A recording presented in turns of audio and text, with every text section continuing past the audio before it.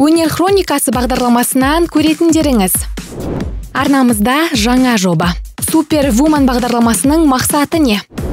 Супервумен бағдарламасы біздің қазақ қоғамындағы жалпы әйелдердің, жалпы отбасындағы болып жатқан проблемалардың бетін ашу және сол әйелдерге көмектесу. Миллионға таласқан қыз-келіншектер қандай қиындыққа тап болды?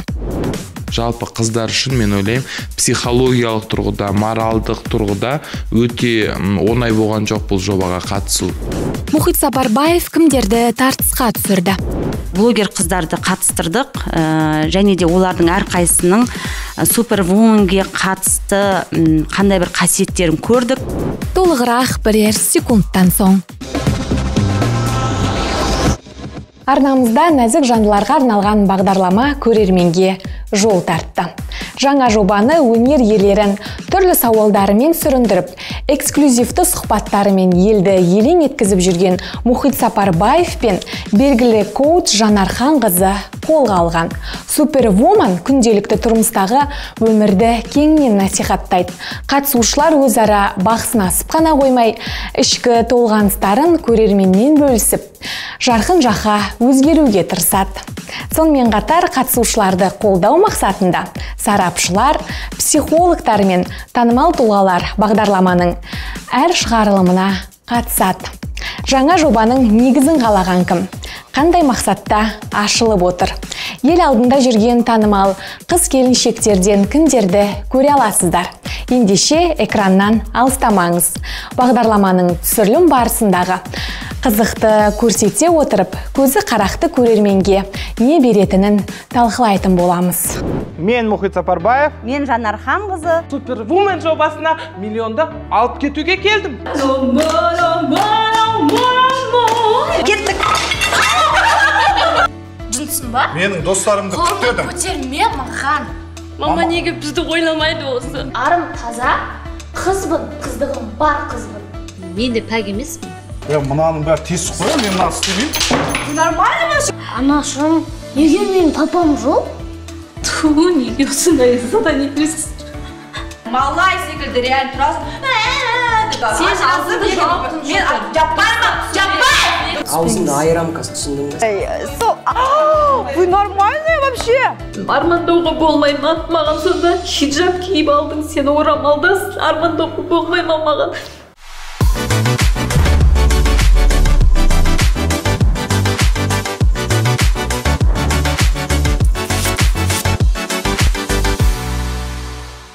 Нәзік жандылардың өмірін кеңінен сүйреттейтін жоба қоғамдағы түйіні тарқамаған түйткілді мәселелерді талдайтын болады. Ал бағдарламаның мақсаты қандай? Көпшілік көкейіндегі сан сауалды бастаманың көрерменге жол тартуына мұрындық болған жандардан сұрап көрейік.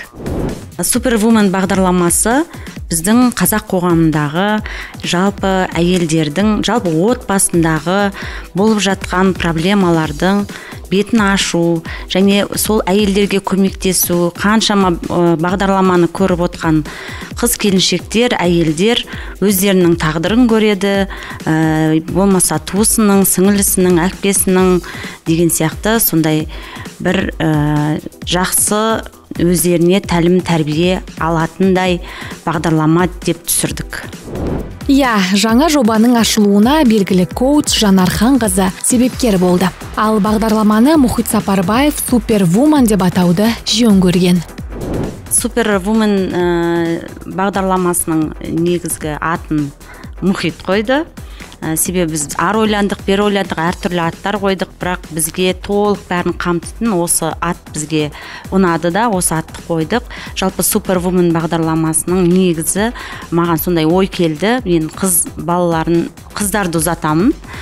Сол қыздарды ұзатқан кезде қыз жасауын жасаймыз. Сол кезде өте көптеген әртүрлі жағдайлар болып жатады.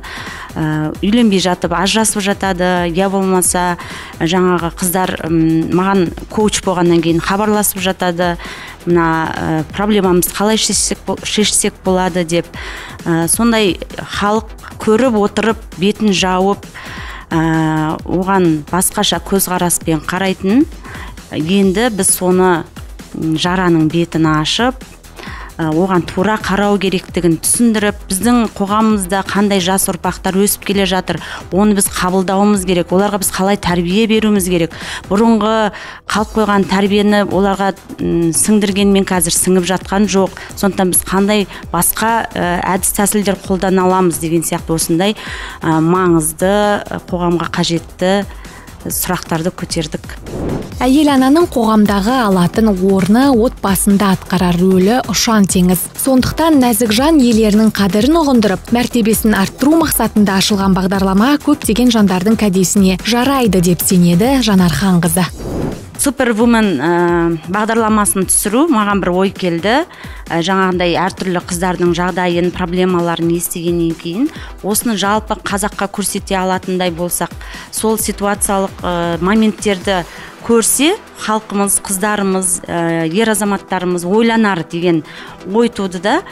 Содан кейін бұны біз именно блогерларға ұсындық, себебі блогер қыздар күнде экранда жүр, өздерін қорықпай көрсете алады біріншіден, және де жан жаралармен бөлісе алады. Сол себепті блогер қыздарды қатыстырдық, және де олардың әрқайсының супервуменге қатысты қандай бір қасиеттерін көрдік.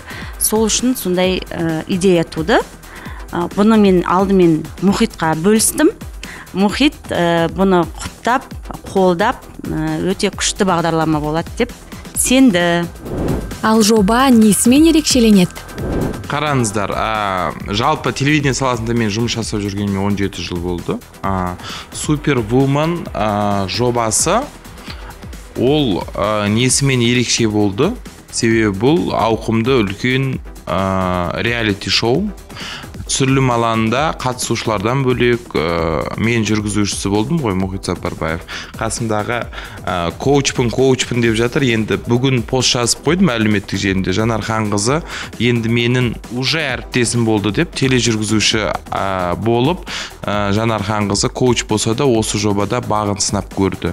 Жалпы жүргізуші болып, екі жүргізуші болып, Жанар Ханқызы үшін де, қыздар үшін де оңай дүние болған жоқ, себебі Жанар өзін тележүргізуші ретінде бағын сынаса, қыздар халықтың алдына шығып, қаншалықты ситуациялық реалити шоу деп айтуға болады біздің шоуды, себебі өмірде кездесетін жабық есік жағдайында болып атқан жайттарға қыздардың қаншалықты ол қыздарымыз ол ситуацияларға дайын, ол ситуациялардан ол қыздар нені үйренеді, және де қалай оған деген ол ситуациялардан қалай шығуға болады. Жалпы қыздар үшін мен ойлаймын, психологиялық тұрғыда, моральдық тұрғыда өте оңай болған жоқ бұл жобаға қатысу. Себебі біз үнемі енді жылы жауып жатамыз ғой, барлығы керемет, өмір керемет, жизнь прекрасна дейміз, бірақ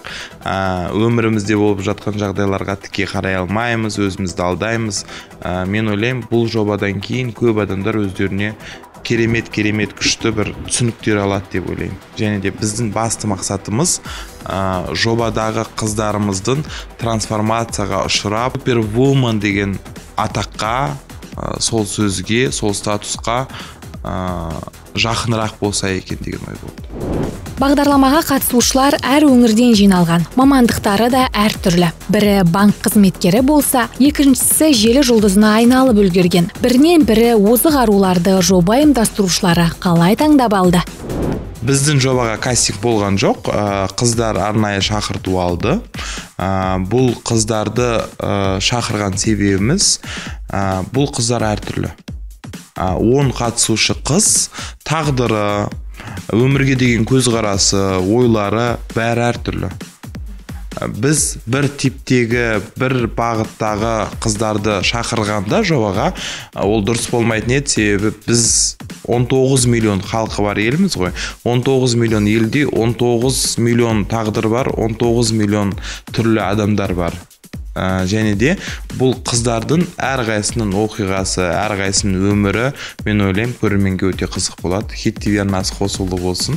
Әр сенбі сайын көріңіздер, бағасын бересіздер деген ойдамын. Сыртқы бейнеге қарап баға бермейміз, себебі Жанар Ханқызы халықаралық деңгейдегі коуч маманы. Мен де коучпын, психологиялық кітаптар жазып жүрген, адамдармен жұмыс жасап жүрген адамдармыз біз.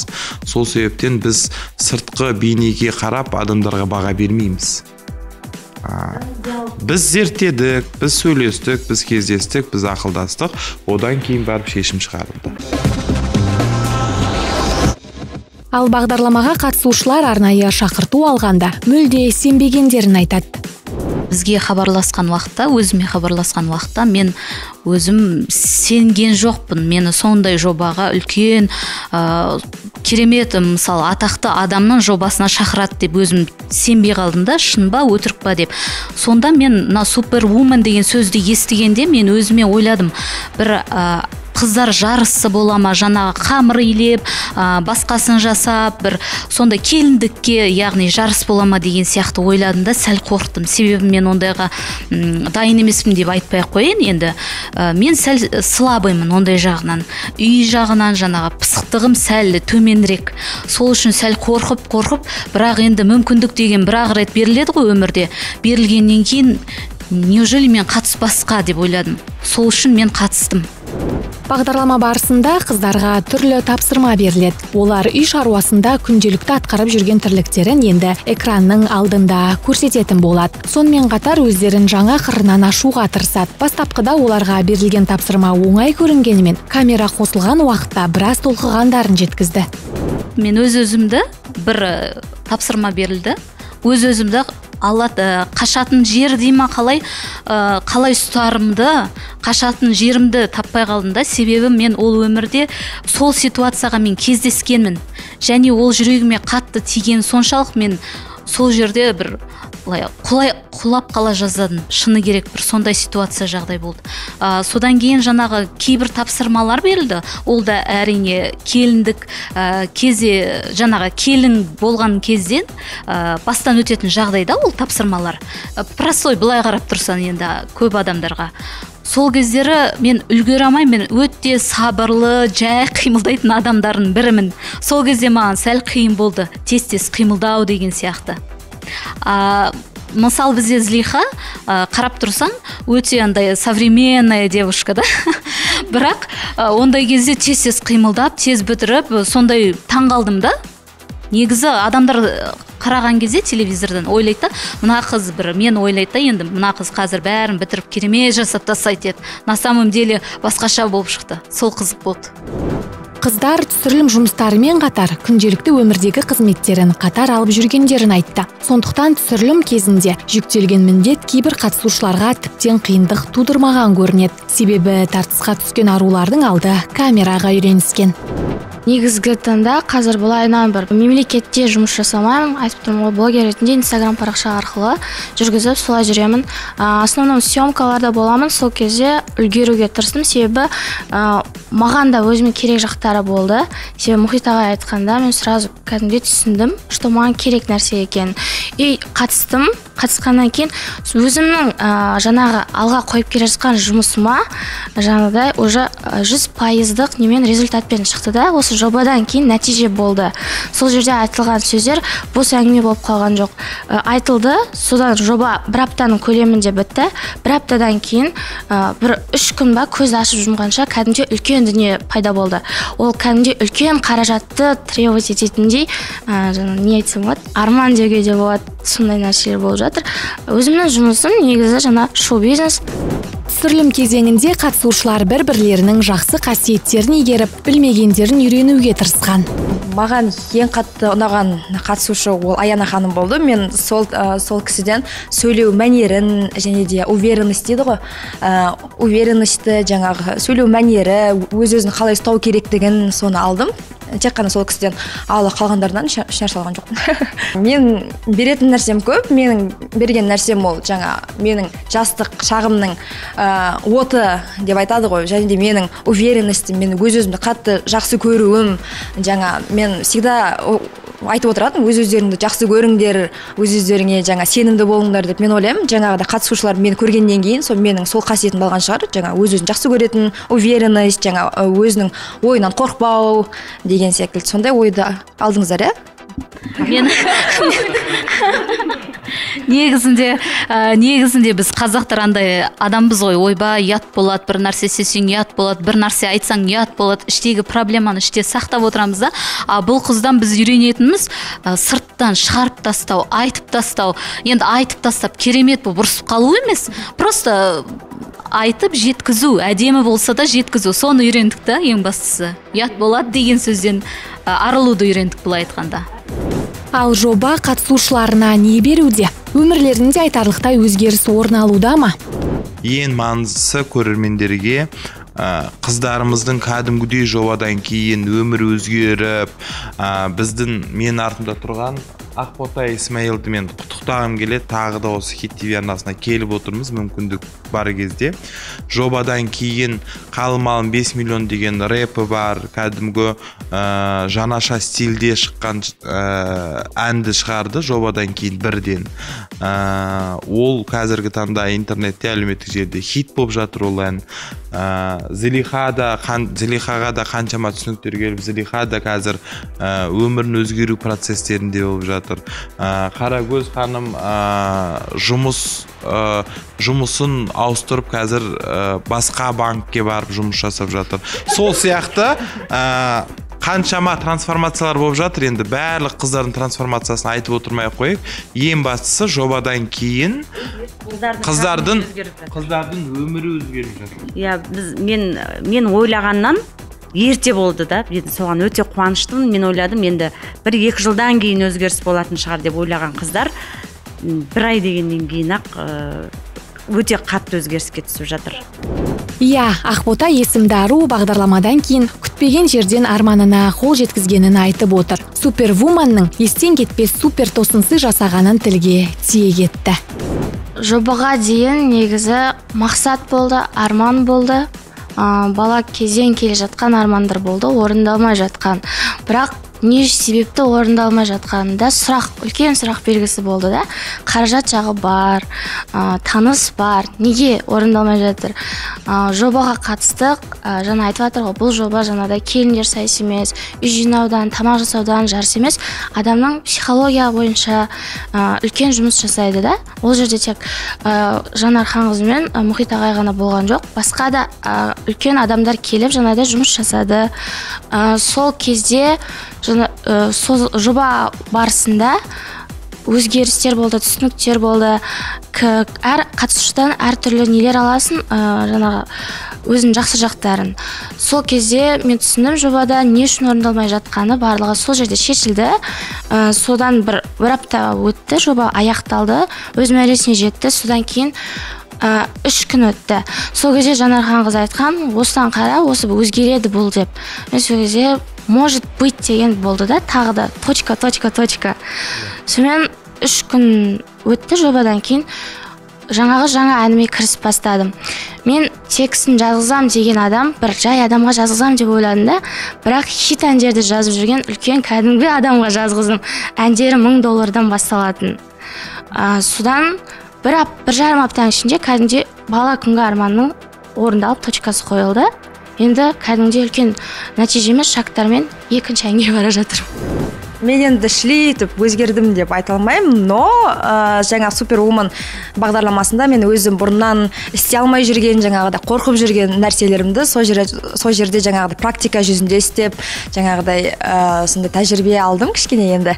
Ал қазір енді өзгеру үстіндемін, жақсы жаққа шамалы кішкене жаңағыдай өзімнің тамақ немді, питаниямды дұрыстап дегендей, өмірге деген көзқарасымды дұрыстап, кітаптар оқып сөйтіп жүрмін енді өзім кішкене жақсы фильмдер көріп. Now, керек етпеймін сенің ойыңды, тітіркендіремін тула бойыңды, көші заң ортаға қойылды, әдеп тілек тұқымымен жойылды. Сенің қызың шектен арықпысы оның жарық, менің рэпім ақылрақ, оятады бойына жарық. Күлгенің дұрыстап, ол да айтатын балық, құлағыңа жетпесе де сүйіп тыңдайды халық. Менің де артымнан өсектейтін ауыз бар, бетіме айтылмайтын виртуальны жауыздар, қыздар, жігіттерің мінуапты басыңа, сен сүйіктілерің мен тақамның астында. Қазіргі таңда жинағаны лайк, қуғаны хайпқа толы жобалар жетіп артылады. Бұл әрине бір көрген көзге қызық болғанымен, берері басым болады дей алмаймыз. Ал Мұхит мырза, өзіңіз басы қасында жүрген бұл бағдарлама сол хайптың төңірегінде қалып қоймай ма? Хайп қалай жасалады? хайп жасау қиын емес. Хайп жасап дәл қазір сені ешкім танымай ұйықтап, бір хайп жасап, ертең танымал болып ояну проблема жоқ. Иә? Оны жасап жүргендерді де білеміз, арасында өзімізде сол хайп жасап қоямыз енді. Ол жасырын емес, оны халық та білет, бәрі білет. Бірақ Superwoman жобасы максималды түрде шынайы жоба. Мен ойлаймын, Мұхит Сапарбаев Мұхит емес, Мұхит Сапарбаев деген образды халық көріп жүрсе осыған дейін, шынайы мені осы Superwoman'да көреді. Енді бұл бағдарламада Мұхиттың шын жан дүниесі, жүрегінің кеңдігі, қаншама қыздарға әкелік қамқорлығы, ағалық қамқорлығы көрінеді, айқын көрінеді. Алла қаласа, Хит ТВ арнасын қосыңыздар да, каждый әр сенбіде сағат 16:30-да қараңыздар. Иә, ендеше әр сенбі сайын Superwoman бағдарламасын қалт жібермей, Хит ТВ арнасынан тамашалаңыздар. Қатысушылардың өнеріне баға беріп, жобаның өркендеуіне үлес қосу сіздің қолыңызда, қадірменді көрермен.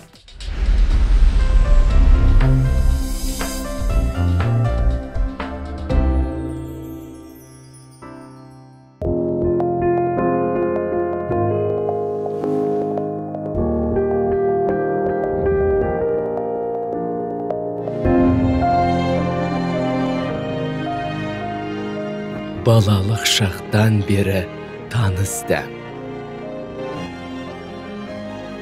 Уақыт сынынан өткен игі дәстүр.